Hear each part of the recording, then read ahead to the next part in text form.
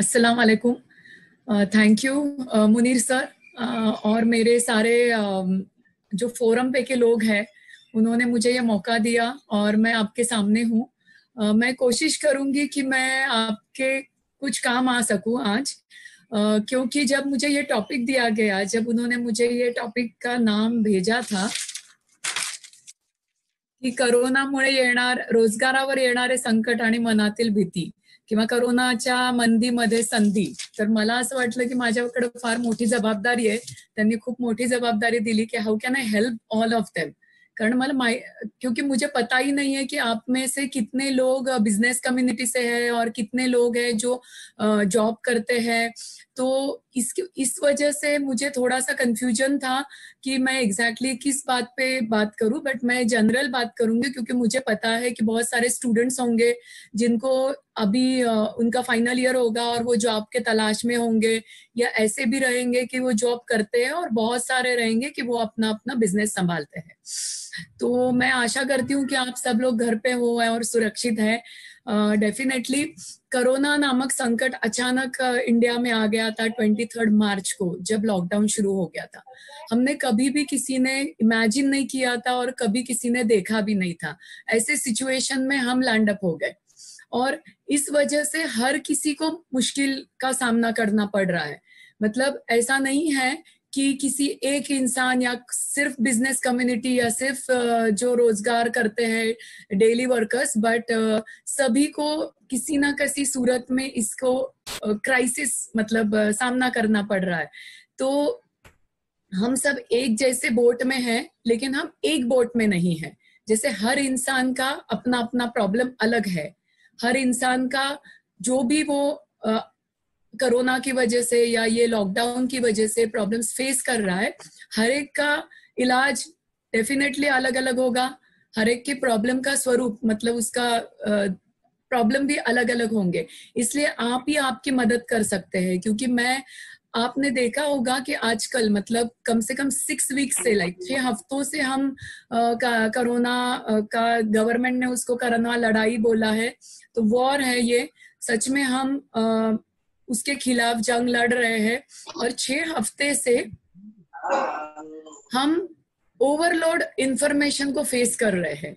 मतलब 6 हफ्ते से न्यूज में कोरोना है, सोशल मीडिया पे कोरोना है, सारे मोटिवेशनल स्पीकर्स कोरोना की बात कर रहे हैं. तो मुझे बिल्कुल आपको सबको अगेन वैसा उपदेश पर भाषण नहीं देना है.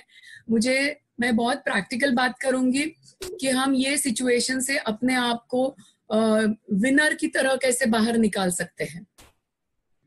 जितने भी मैं कोशिश करूंगी सॉल्यूशंस दूंगी वो सारे प्रैक्टिकल बेस्ड होंगे. और मैं बिलीव करती हूँ कि प्रैक्टिकल अप्रोच रहना चाहिए. मोटिवेशनल स्पीकर्स बहुत होते हैं. मोटिवेशनल स्पीकर बात करता है तो आधा 1 घंटा, ज्यादा से ज्यादा 3 घंटा, आधा दिन हम बहुत ज्यादा मोटिवेशनल होते हैं और उसके बाद हमारा एनर्जी लेवल चला जाता है. खाली बात करके काम नहीं चलेगा. अगर हम सेशन पहले करते थे तो जरूर मैं फॉलो अप वाला दूसरा सेशन लेना चाहती थी कि जिसकी वजह से मुझे समझे क्या सच में लोगों ने कितना एक्शन लिया है.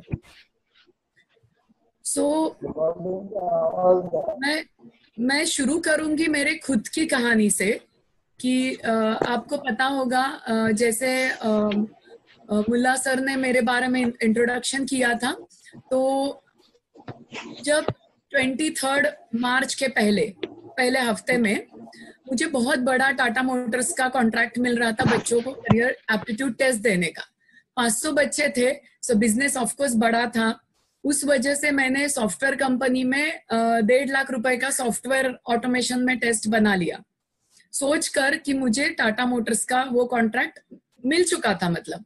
लेकिन जैसे ही कोरोना लॉकडाउन शुरू हो गया, उनका मुझे कॉल आया और वो बोले कि अभी सोशल डिस्टेंसिंग है, 500 बच्चों को कंपनी में बुलाना, पेरेंट्स को बुलाना पॉसिबल नहीं है, और उसकी वजह से वो कॉन्ट्रैक्ट कैंसिल हो गया. आप समझ सकते हैं कि 1.5 लाख का इन्वेस्टमेंट था, बहुत सारे आंखों में ख्वाब थे और बहुत सारा प्लानिंग था, मेरी पूरी टीम थी, और कॉन्ट्रैक्ट अचानक से कोरोना की वजह से कैंसिल हो गया. पहले तो मैं 2 दिन डिप्रेस हो गई. ऑफ कोर्स हम सभी इंसान हैं, तो सभी कभी कभी डिप्रेस हो जाते हैं, कभी हमें बुरा लगता है, हमारी एनर्जी लेवल्स डाउन हो जाती है, तो ये बहुत ही कॉमन बात है, मतलब ये बहुत ही नेचुरल चीज है। तो डेफिनेटली मैं 2 दिन तो डिप्रेस हो गई। मैंने सोचा कि मेरा इन्वेस्टमेंट इतना बड़ा मैंने कर तो लिया, अभी क्या करेंगे। उसके बाद खबर आई कि what you call district transport भी बंद हो गया। मतलब हमारा प्लान था कि हम चलो पुणे के बाहर जाएंगे, सेमिनार्स करेंगे, लोगों तक पहुंचेंगे, किसी भी तरह में 500 बच्चों का टारगेट हम पूरा करेंगे। लेकिन बात ऐसी हो गई कि इंटर डिस्ट्रिक्ट बंद हो गया। फिर मुझे बड़ा सा समझ नहीं रहा था मैं क्या करूं। आप यकीन नहीं करेंगे, सिर्फ 2 दिन मैं बहुत ही ज्यादा डिप्रेस थी। लेकिन उस दरमियान मेरे दिमाग में चल रहा था कि मैं इसका सॉल्यूशन कैसे ढूंढूं, मैं इसमें से रास्ता कैसे ढूंढूं। और मैंने सोचा कुछ ना कुछ एक्शन लेना ही पड़ेगा। और मैंने सोचा कि चलो मैं फ्री वेबिनार्स देती हूँ, और फ्री वेबिनार से एटलीस्ट मैं कोशिश करूं कि मैं लोगों तक पहुंचूं। और मैंने एक जस्ट व्हाट्सएप पे मैसेज टाइप किया, जितने भी ग्रुप्स थे उस पे डाला, सोशल मीडिया फेसबुक पे डाला, लिंक्डइन पे डाला। आप यकीन नहीं करेंगे, 12 घंटे में, सिर्फ 12 घंटे भी नहीं, 4 से 5 घंटे में मेरे ग्रुप पे 125 लोग ऑलरेडी आ चुके थे। टाइम टेबल डाला, मेहनत की, रोज देती थी। उसके बीच में बहुत सारे अड़चने आए कि टेक्नोलॉजी का आया, इसका आया। उसी से तैरते हुए बहुत सारे लोग मिले जो बोले आप बहुत स्लो बात करते हो, आपका आवाज नहीं आता, आपके वीडियोस नहीं अपलोड हो रहे। बहुत सारे क्रिटिसाइज मेरे घर से ही कर रहे थे। फिर भी मैं डटे रही। पूरा 14 दिन हमने भी वेबिनार्स कंटिन्यू करे, और माशाल्लाह से मुझे बहुत सारा उसके थ्रू बिजनेस मिला। सोशल मीडिया पे मैंने डाला। तो मैं ये नहीं बोल रही हूँ कि मैं कितनी महान हूँ या मैं कितनी बड़ी हूँ। मैं ये बोलना चाह रही हूँ कि ऐसी सिचुएशन हम हर एक इंसान फेस कर रहा है। आप अगर छोटे भी बिजनेसमैन हो, बड़े हो, प्रोडक्शन हो, जो भी टाइप के हो, लेकिन हर एक को ये जो सेटबैक मिल गया अचानक से, जो वो हैम्पर हो गया, हमारे ख्वाबों पे सच में पानी फिर गया, एटलीस्ट ये वाले पीरियड में। तो इसलिए मैंने कहानी मेरी बताई कि ये जो है, ये अप्रोच है क्राइसिस मैनेजमेंट का। जैसे हमारा टॉपिक है कि कोरोना में रोजगार, मंदी में संधि। तो मंदी में संधि मतलब क्या? तो ये जो मंदी है या ये जो लॉकडाउन था, अभी हम निकल जा रहे हैं उसके बाहर, मतलब ऑलरेडी बहुत सारा खुल चुका है। अगर ये मैं 90 डेज पहले या मे बी 40 डेज पहले ये सेशन होता था, तो जरूर मैं बोलती थी कि आपने लॉकडाउन में क्या करना चाहिए। ऑलरेडी हर एक जन कोरोना से लड़ रहा है, कोप अप हो रहा है, हमें आदत हो गई है मास्क पहन के काम करने की, हमें आदत हो गई है सैनिटाइजेशन करने की। वो सब कुछ से हम बाहर आ रहे, राइट। तो अभी अगर आप डेफिनेटली अगर आप रेड जोन में हो, तो अभी भी आपके ऊपर वो लॉकडाउन है। तो रेड जोन में के लोग डेफिनेटली आपको अभी भी वो लॉकडाउन का सामना करना पड़ रहा है। तो आप ये जो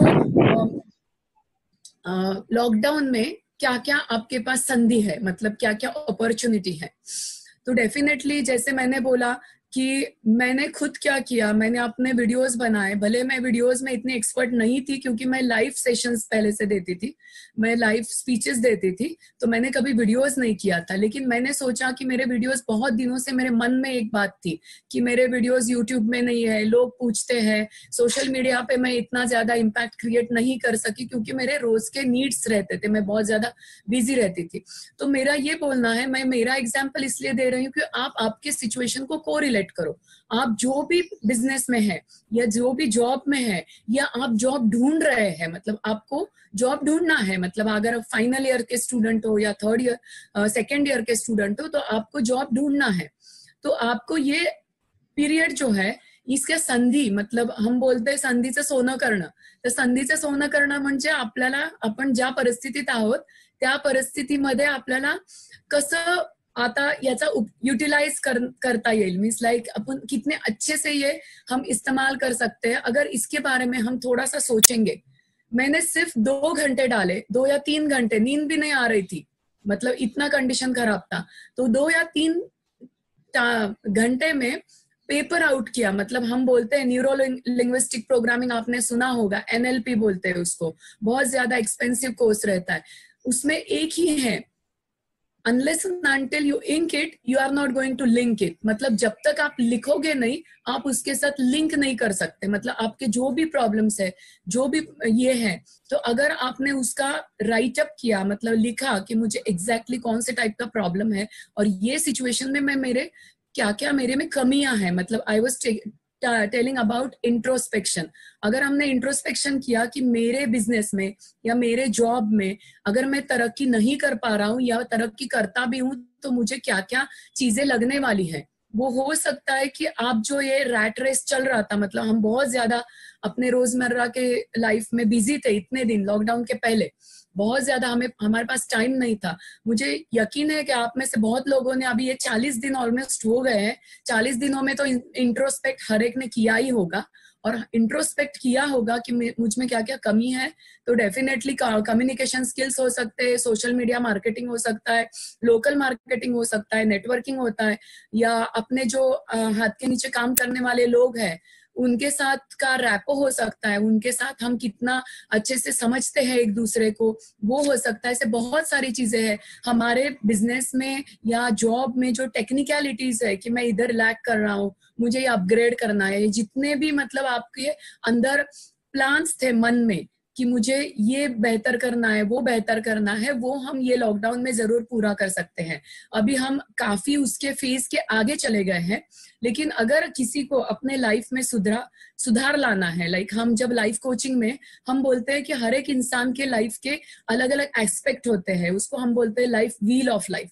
तो ये जो व्हील ऑफ लाइफ है इसके अलग अलग टाइप के एस्पेक्ट है। तो कौन से एस्पेक्ट है? तो पहला तो है फैमिली, दूसरा है फाइनेंस, तीसरा है स्पिरिचुअलिटी, चौथा है करियर, पांचवा है डेफिनेटली फिटनेस मीन्स मेडिकल या हेल्थ एंड फिटनेस, और सिक्स्थ है रिलेशनशिप। तो ये जो अलग अलग एस्पेक्ट है लाइफ के, तो ये लाइफ के एस्पेक्ट में मैं कहाँ खरा उतर रहा हूँ, मतलब मैं कहाँ पर मेरा कम है, कहाँ पे ज्यादा है। मतलब मैं शुरू करूंगी फाइनेंस से, बिकॉज हम सभी फाइनेंस के साथ स्ट्रगल कर रहे हैं।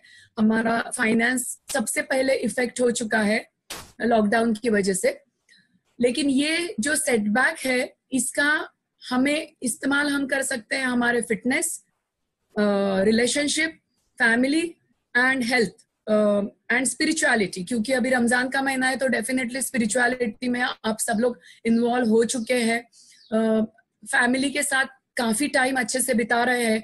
तो फैमिली का भी जो आपने पहले कर नहीं पा रहे थे, मतलब जो बिजी थे उसकी वजह से कर नहीं पा रहे थे, वो डेफिनेटली आप फैमिली को टाइम दे रहे हैं तो फैमिली भी फुलफिल हो गया। रिलेशनशिप जो आप बच्चों के साथ टाइम वक्त नहीं बिता सकते रहेंगे, या बीवी के साथ वक्त बिता नहीं सकते रहेंगे, या बीवियां हस्बैंड के साथ जो रिलेशनशिप, या हम मम्मी डैडी के साथ, जैसे हमारे माँ बाप के लिए हम टाइम नहीं निकाल पा रहे थे, अगर वो टाइम हम निकाल सक रहे अभी कॉन्शियसली, अगर आपने अभी भी टाइम स्पेंड कर दिए मम्मी डैडी के साथ या माँ बाप के साथ, एक बैठ के एक आधा घंटा उनको दे दिए, उनके साथ दिल की बात पूछे उनकी, तो डेफिनेटली वो फैमिली रिलेशनशिप वो सारा कवर हो जाता है। बचता है करियर एंड फाइनेंस, क्योंकि करियर एंड फाइनेंस स्टकअप हो गया है, करियर एंड फाइनेंस ब्लॉक हो चुका है, कहीं ना कहीं उसका जो रफ्तार थी वो बंद हो चुकी है।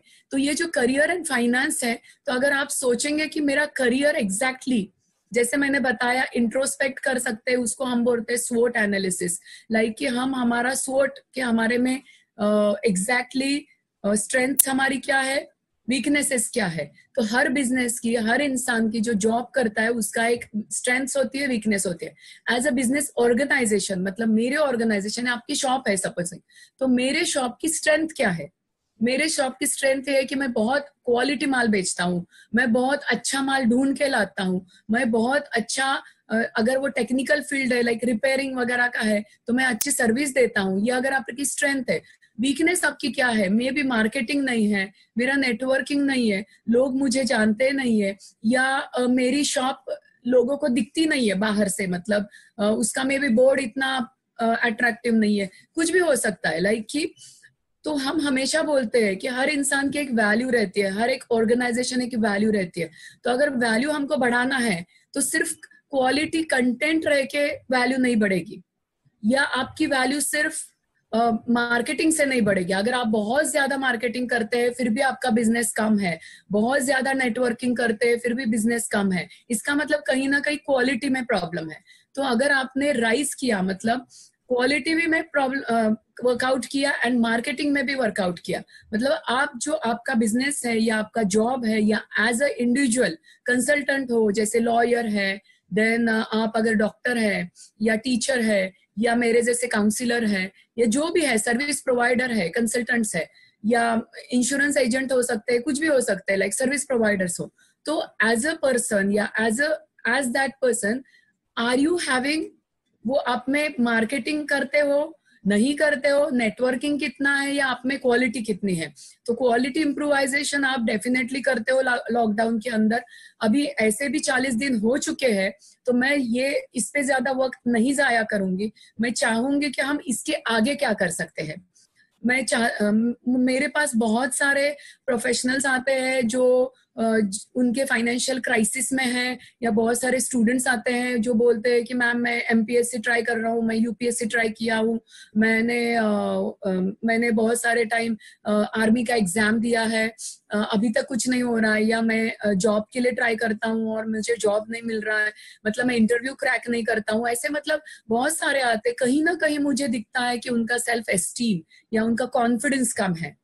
तो मैं हमेशा बोलना चाहती हूँ लोगों को, लाइक जब हम क्राइसिस मैनेजमेंट, मतलब क्या, जैसे अभी हम एट प्रेजेंट तो we are in the crisis, negativity तो आ रही है, मतलब कोरोना हमें अभी जब ये लॉकडाउन खुल रहा है धीरे धीरे, डेफिनेटली लॉकडाउन खुलेगा तो हमें वो भी डर है कि कहीं हमें ना लग जाए लोगों का मतलब वो वायरस या इन्फेक्शन, ये हमें ना लग जाए, ये पहले तो डर है।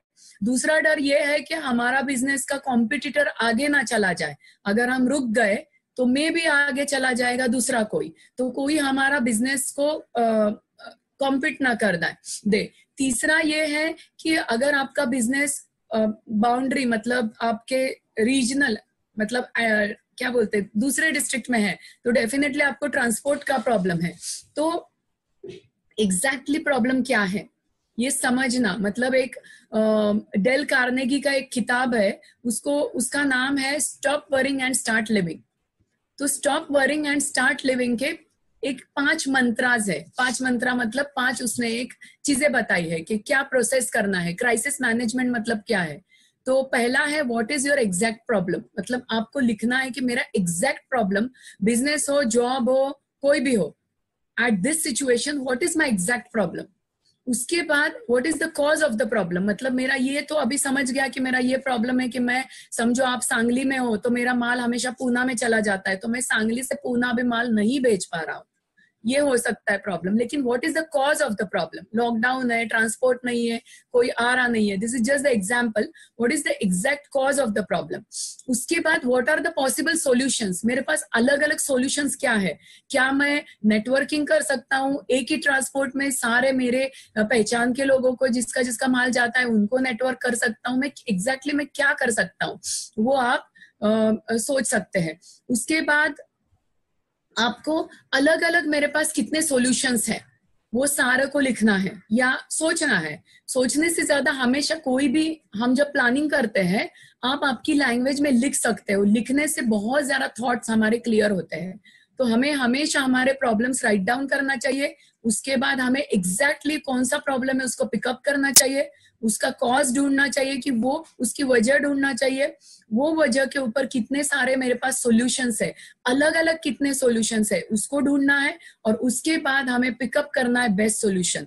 बेस्ट हो सकता है plan 1 means A and plan B, मतलब दूसरा भी सॉल्यूशन 2, 1 एंड 2। तो उसके बाद the very important thing is take action. जैसे मैंने मेरा इसीलिए एग्जाम्पल शुरू में बताया कि मैंने 2 दिन स्ट्रगल किया, लेकिन मैंने एक्शन लिया कि मैं वेबिनार शुरू कर दूं किसी भी हालत में। तो ये जो प्रोसेस है इससे आपको समझेगा कि लाइन ऑफ एक्शन क्या है। अभी मेरा ये तो आइडेंटिफाई कर दिया, अभी मेरा एक्शन क्या है।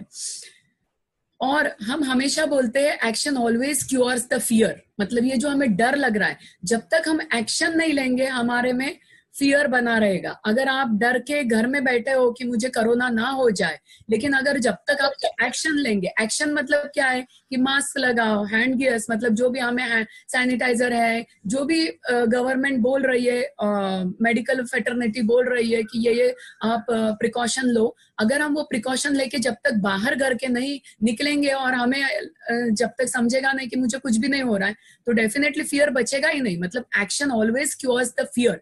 तो ये आने के बाद आपको प्लान आउट करना है कि मुझे उसमें कामयाबी कैसे मिलेगी, मतलब मुझे उसमें सफलता कैसे मिलेगी। जब हम जब हम मैं नाम सच में मैं बहुत पुअर हूं नाम के साथ, लेकिन जब मैं कोशिश कर रही हूँ थी ये टॉपिक को फाइनल करने की, जैसा टाइटल को फाइनल करने की, तो मुझे बहुत ज्यादा ये मन था कि मैं कोई पावरफुल टाइटल उनको दूं कि how to come winning out of this corona pandemic, मतलब हम जीत कैसा सकते हैं इसमें। तो डेफिनेटली एज आई टोल्ड, आपके पास प्लान होना चाहिए।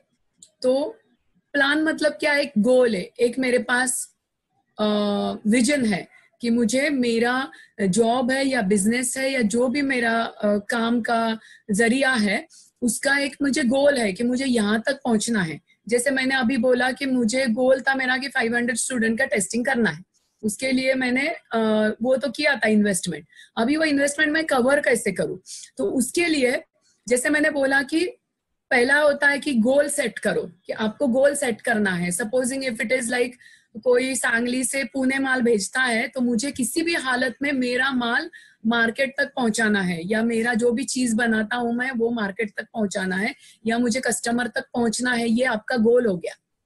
उसके बाद आपको सेकेंड चीज जो है सक्सेस की तरफ जाने वाली, वो रहता है कि जो लोग आपका पैर खींचने वाले होते हैं उनकी तरफ बिल्कुल ध्यान ना दे। मतलब आपको हमेशा don't listen to no sayers, मतलब कि जो हमेशा आपको टॉक्सिक पीपल, हम बोलते कि टॉक्सिक पीपल अराउंड रहते हैं कि है कोई तुमको लेके ही जाने वाला नहीं मिलेगा, तुम्हारा वो पुलिस माल पास ही नहीं करेगी, आपकी गाड़ी आगे ही नहीं जाएगी, बहुत ही ज्यादा रिस्क है, तेरे को खुद को ही कोरोना हो जाएगा। मतलब ऐसा कुछ ना कुछ आपको डराने वाले, पैर खींचने वाले बहुत सारे लोग, निगेटिव लोग या टॉक्सिक लोग या नो सेयर्स लोग आपके अराउंड होते हैं। तो उनको हमें बिल्कुल भी ध्यान नहीं देना है। मतलब नो सेयर्स, टॉक्सिक लोगों के साथ अगर आपको कोई डरा रहा है तो उनसे कांटेक्ट थोड़े दिन के लिए बंद कर दो, या उनसे बात करना बंद करो, उनसे एडवाइस लेना बंद करो।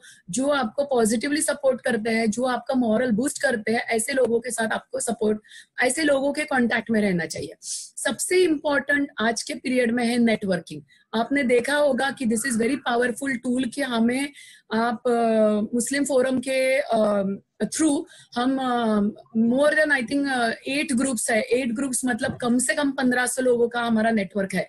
तो आप जरूर, मतलब वेदर इट इज बिजनेस है, जॉब है, अगर सर्विस प्रोवाइडर्स है, अगर हम ये 1600 लोग भी एक दूसरे के साथ, हम एक दूसरे के प्रॉब्लम्स में भाग लेकर या एक दूसरे को मदद करते हैं, तो डेफिनेटली हम 1600 या एक दूसरे का what it is called like कि इकोनॉमी एक्सचेंज कर सकते हैं।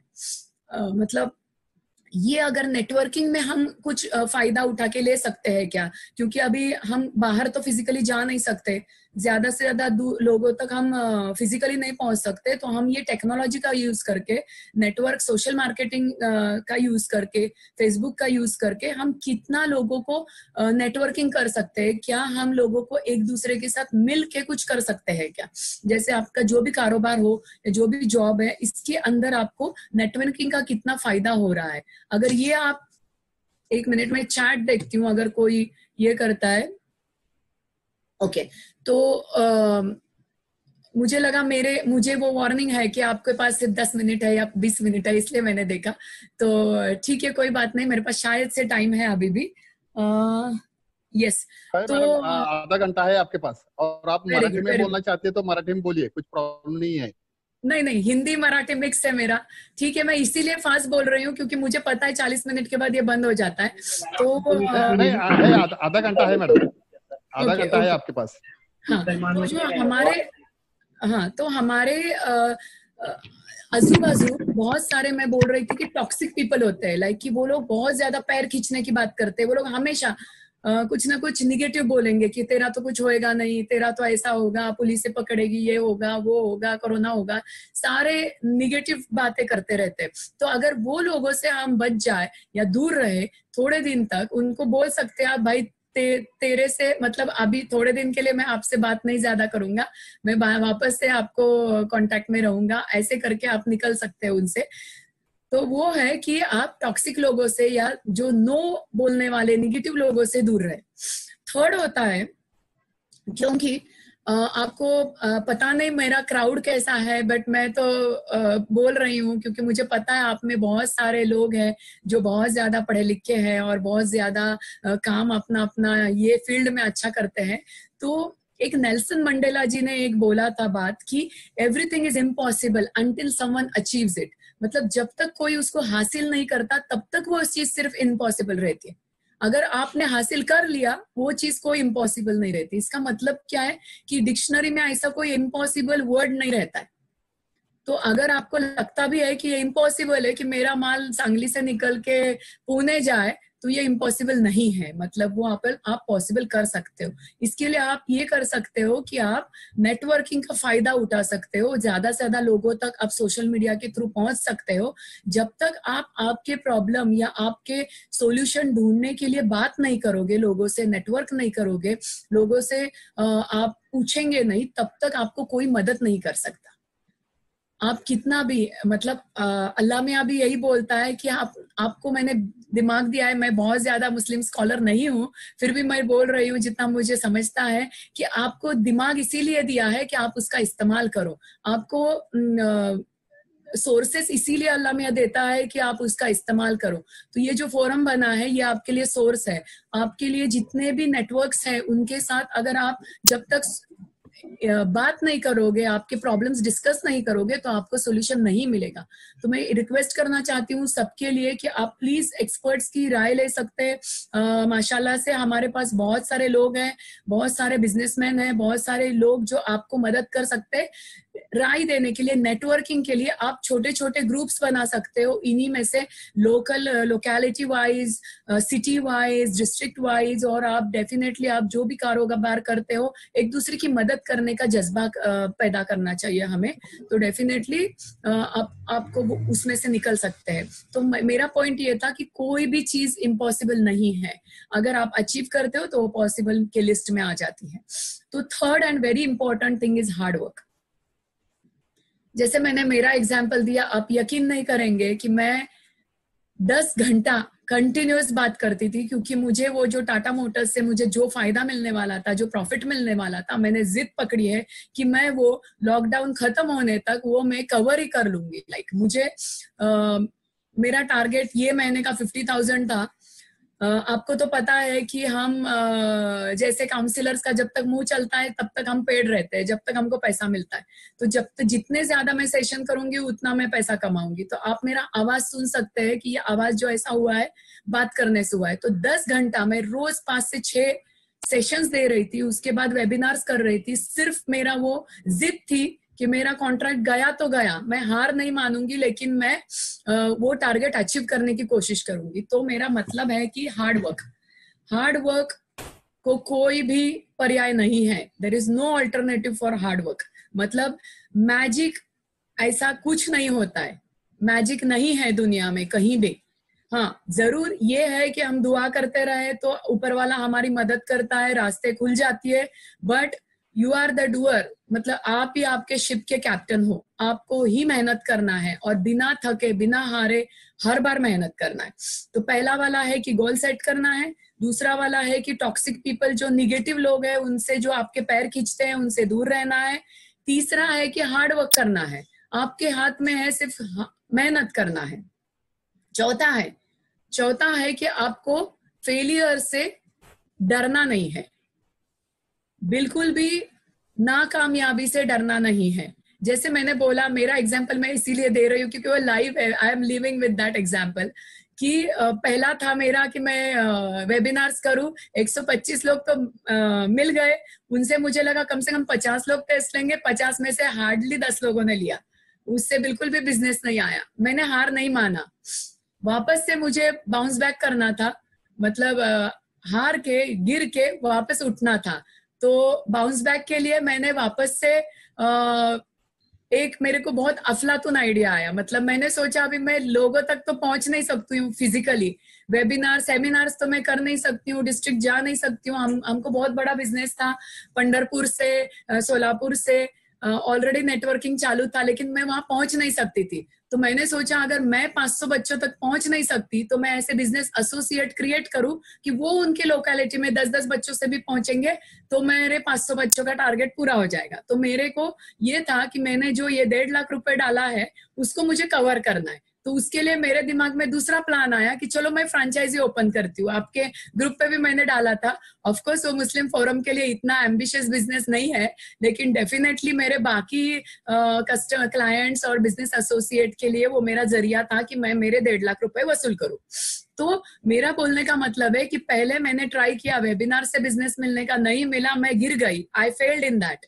वापस से उठ गई, मैंने वापस से ट्राई किया कि मैं ये करूँ, फ्रेंचाइजी ओपन करूँ। फ्रेंचाइजी के लिए कल रात को 10 से 11 मैंने वापस से वेबिनार लिया। बाय गॉड्स ग्रेस 12 घंटे के अंदर 28 लोगों ने मुझे इंटरेस्ट बताया। अभी तक पता नहीं, मेरा असिस्टेंट उनको फॉलो कर रहा है कि कितने लोग उसमें आएंगे। लेकिन तीसरा वाला, अगर मैं उसमें से फेल भी हो जाती हूँ, गिरूंगी लेकिन वापस उठूंगी। सो मेरा बोलने का ये मतलब है कि चौथा वाला, don't be afraid of failures. Her failure हमें कुछ ना कुछ सिखाता है, हर फेलियर हमें कुछ ना कुछ बेहतर बनाता है। तो अगर आप डरोगे, अगर आप फेलियर से, नाकामयाबी से डरोगे तो आप कभी भी कुछ कर नहीं सकते। अगर आप, मुझे पता है कि हमारे हुजूर ने भी बोला था कि हमें बिजनेस करना चाहिए। हमारे मुस्लिम कौम में हमेशा से बिजनेसमैन को बहुत ज्यादा व्हाट डू कॉल, मतलब रिलीजन में भी बहुत ज्यादा सब मोटिवेशन मिलता है। लाइक कि हुजूर ने खुद बोला था कि बिजनेस करो। तो बिजनेसमैन जो होता है तो उसका सबसे बड़ा ट्रेट, मतलब जब मैं करियर काउंसलिंग करती हूँ मैं हमेशा बोलती हूँ कि बिजनेसमैन किसको बनना चाहिए। बहुत सारे बच्चे आजकल आते हैं, बोलते हैं मुझे एंटरप्रेन्योर बनना है, मुझे स्टार्टअप चालू करना है। स्टार्टअप या एंटरप्रेन्योर्स का सबसे बड़ा quality as a career counsellors हम ये देखते हैं कि वो कितना रिस्क टेकर्स है। आपको भी पता होगा, बहुत सारे मैनेजमेंट गुरुज हैं यहाँ पर कि high risk is high profit. लेकिन हाई रिस्क डेफिनेटली कोरोना के साथ नहीं ले सकते हम। कोरोना के साथ थोड़ा कैलकुलेटिव रिस्क लेना चाहिए। कोरोना के जो रूल्स एंड रेगुलेशंस है गवर्नमेंट के, उसके साथ तो बिल्कुल भी रिस्क नहीं लेना है, कैलकुलेटिव रिस्क लेना है। लेकिन मैं बात कर रही हूँ कि फेलियर्स की। अगर हम रिस्क नहीं लेंगे तब तक हम फेल नहीं होंगे, तब तक हम बेहतर नहीं बनेंगे, तब तक हमें बेहतर प्लान, बेहतर स्ट्रेटेजीज हमको नहीं मिलेगी। तो इसलिए जरूरी है कि आप नाकामयाबी से डर के बैठो मत। विनर कौन होता है? विनर होता है कि जो बार बार गिरता है वापस उठता है, गिरता है वापस उठता है। और जो लूजर होता है, मतलब जो नाकामयाब रहता है, जो फेलियर होता है, वो क्या होता है कि जो गिरता है वही रहता है, गिरकर वापस उठने वाला ही विनर होता है। तो डेफिनेटली आपको हारने से डरना बिल्कुल नहीं है। ये जो अभी की सिचुएशन है कि हम बहुत ज्यादा फाइनेंशियल क्राइसिस में है, इससे आपको बिल्कुल डरना नहीं है। मुझे पता है कि अभी अपने पास रमजान का महीना शुरू है, सबको रोजा रखना है, नमाजें अदा करना है। ऐसे भी लोग, हम ये प्लस पॉइंट हमारे कम्युनिटी के लिए है कि ऐसे भी बहुत सारे बिजनेस के लोग आधा दिन बंद रखते थे पहले भी बिजनेसेस। तो ये लॉकडाउन के पीरियड या जब ये स्लो डाउन हुआ है तब रमजान है, तो ये फेज निकल जाएगा। बट हमें, जैसा मैंने बोला कि हम खामोश नहीं बैठ सकते, आपको कोशिश जारी रखना है। कोशिश मतलब ये दरमियान आप क्या कर सकते हैं कि अभी हमारे हाथ में क्या है? हमारे हाथ में कोरोना बंद करना या कोरोना स्प्रेड होना रुकाना अब हमारे हाथ में नहीं है। हमारे हाथ में लॉकडाउन नहीं है। कंट्रोल हमारा किस चीज में है? हमारे खुद के ऊपर कंट्रोल है, हमारे खुद के सिचुएशन पे हमें कंट्रोल है कि हम अभी का मेरा जो टाइम है इसको मैं किस तरह से, मतलब अभी जो ये लॉकडाउन पीरियड है या ये जो स्लो डाउन पीरियड है बोल सकते, क्योंकि एक पावरफुल स्टेटमेंट मैंने एक स्पीकर से सुना था कि definitely we are locked but we should not be down. That is my motive कि हम लॉक तो है, हमें डाउन नहीं होना है।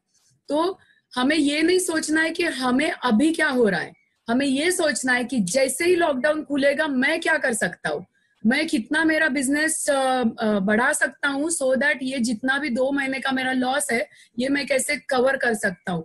अगर कोई बिजनेस जॉब में है तो आपका अगर आपके ओनर्स अगर आपको 50% भी पेमेंट दे रहे हैं एम्प्लॉइज, तो आपने ये सोचना है कि मैं क्या कर सकता हूँ लॉकडाउन के बाद, कितना मैं व्हाट यू कॉल वो जो एक्स्ट्रा काम कर सकता हूँ, सो दैट मेरा ये जो लॉस है 2 महीने का, मेरा पेमेंट जो आधा कटा है, ये मैं कैसी तरह से कवर कर सकता हूँ।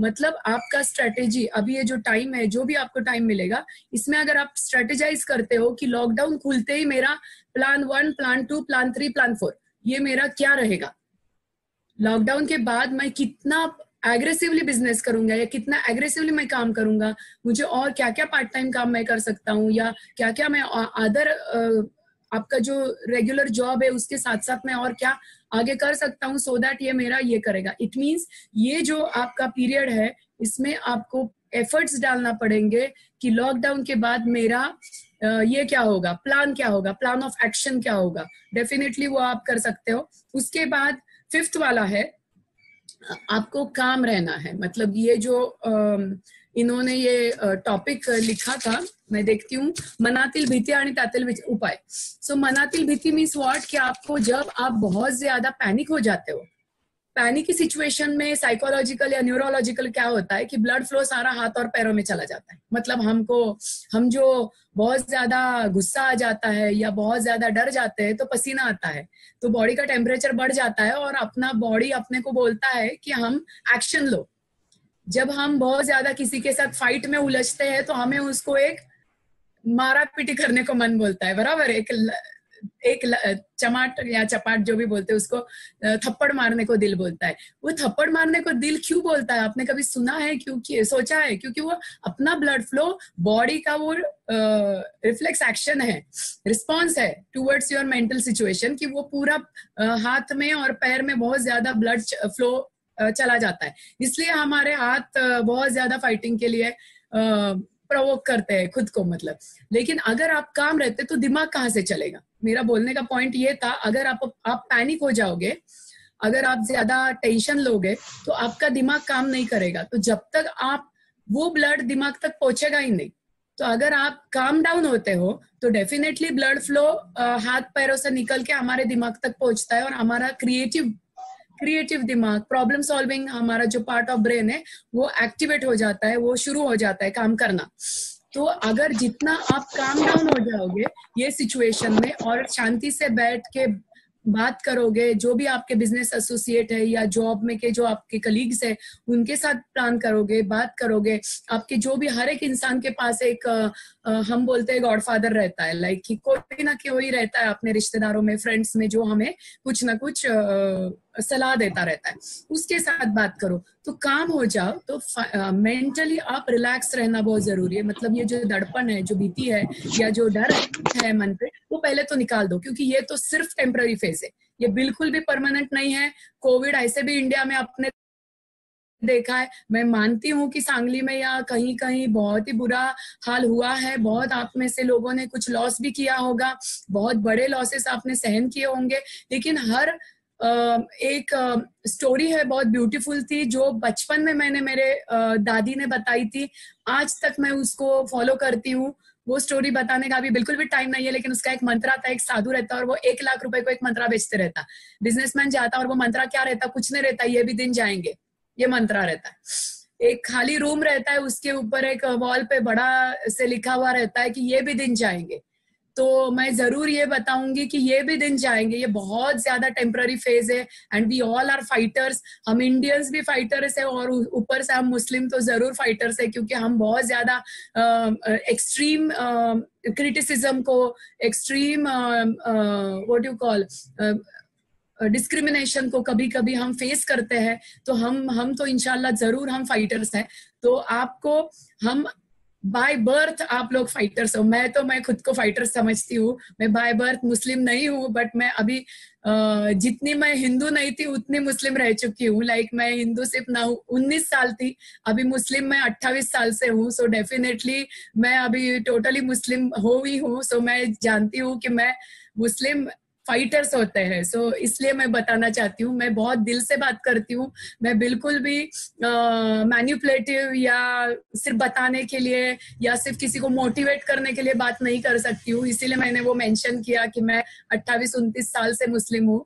तो डेफिनेटली मुझे यही बोलना था कि हम फाइटर्स हैं, हमें किसी भी सिचुएशन में रहने दो। और माशाल्लाह से बहुत सारे अपने पास एनजीओज है जो काम कर रहे हैं, आप तक पहुंच नहीं पा रहे होंगे तो आप जरूर मदद मांगो और करो। सो ये जो 5 पॉइंट्स थे मैंने बताया था कि आपके पास गोल चाहिए, आप उसके पहले था कि आपने प्रॉब्लम ढूंढना है, उसके सॉल्यूशंस अलग अलग ढूंढना है, उसमें से एक वाला सॉल्यूशन आपको फाइनल करना है। वो सॉल्यूशन के कामयाबी के लिए पहले तो आपके पास गोल होना चाहिए, मतलब वो आपका विजन होगा, लाइन ऑफ एक्शन होगा। उसके बाद आपने नेगेटिव लोगों के साथ जो आपका पैर खींचते हैं उनसे दूर रहना है। तीसरा है हार्ड वर्क का कोई सॉल्यूशन नहीं है, you have to work hard, you have to work hard, कोई मैजिक नहीं है दुनिया में। अगर हार्डवर्क करने वाला इंसान है उसको कोई रोक नहीं सकता, सिर्फ हार्डवर्क करना है। जुनून आने दो कि मैं किसी भी तरह से मेरा जो भी काम है उसमें मैं कामयाब होके रहूंगा, उसके लिए जितना हार्डवर्क मेहनत कर सकते हो मेहनत करो। चौथा है कि किसी भी हालत में फेलियर से डरो मत कि मैंने ये ट्राई किया, मुझे फेल हो गया, मैं वापस से ये ट्राई किया, वापस से फेल हो गया। जितने बार फेल हो गए उतने बार उठो, जितने बार। इसलिए मैं रोज ये करती हूँ, आई एम 46 ईयर ओल्ड, आज भी मैं यही करती हूँ कि सुबह में उठती हूँ, पहले आईने में देखती हूँ, I am a fighter, I can do whatever I want to do, I want to achieve, I am the best. मतलब मैं खुद को हर रोज बिना भूले आईने में देख के एक अच्छा सा स्माइल देती हूँ। और मैं यंगस्टर्स बहुत है हमारे सामने, लाइक बहुत सारे आप यंग लोग हो, तो मैं आपको भी बोलना चाहूंगी कि आप फाइटर हो। खुद को सिर्फ ये बोलते रहना है कि मुझे जितना बार मैं गिरूंगा उतना बार मैं उठूंगा। And the 5th one, you have to be very calm. मतलब कितनी भी एक्सट्रीम पोजीशन आने दो, क्राइसिस आने दो, आपको सिर्फ मेंटली काम रहना है।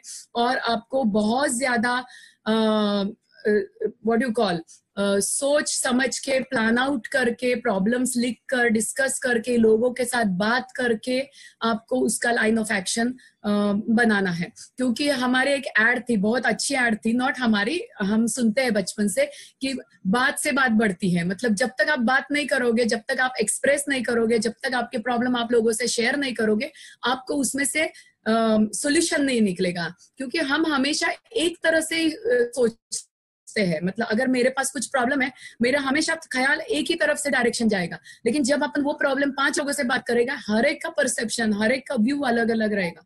तो आप डिस्कस करो, आपके जो भी प्रॉब्लम्स है आपको उसको डिस्कस करो। तो ये जो 5 चीजें थे, ये डेफिनेटली टू अचीव सक्सेस था। मुझे पता नहीं हमारे पास कितना टाइम है, I think I have few more minutes. 1 minute. हाँ, 10 मिनट मैडम है आपके पास, 10 मिनट बोलिए आप। हाँ जी। सो मेरे पास 10 मिनट है। मैं लाइव सेशन में भी हमेशा ऑर्गेनाइजर्स को पूछती हूँ, क्योंकि फिर मुझे वो कवर अप पॉइंट्स करना रहता है, इसलिए। तो डेफिनेटली मैंने बहुत ज्यादा, आपको लगा होगा मैं भी झाड़ रही हूँ और मोटिवेशनल स्पीच दे रही हूँ। तो it is not at all motivation. Motivational खाली भाषण मुझे देना नहीं है, मुझे ये मैंने जो किया है वो मैं आपको बोल रही हूँ, और it works, it really works. तो मैं ये बोल रही थी कैलकुलेटिव। तो हमारे पास अभी ये जो हम बात कर रहे हैं लाइन ऑफ एक्शन की, जो मैंने आपको पहले 5 बताए थे और बाद में वापस से मैंने 5 बताए। तो ये जो पहला जो 5 पॉइंट्स थे वो थे लाइन ऑफ एक्शन बनाने के लिए, और दूसरे 5 थे how to success, how to get that, how to achieve it.